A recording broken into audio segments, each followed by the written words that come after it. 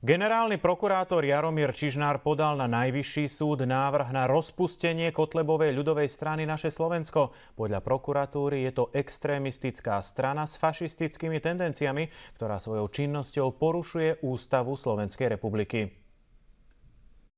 Generálny prokurátor Jaromír Čižnár podal 24.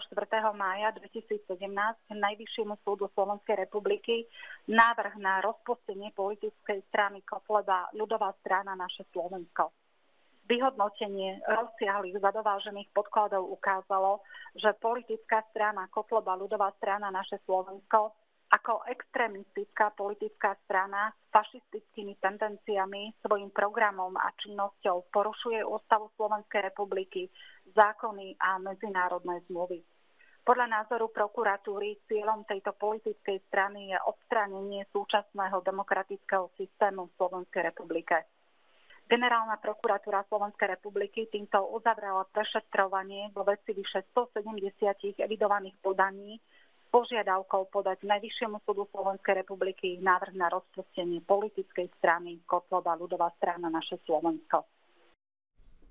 Hlavné pojednávanie s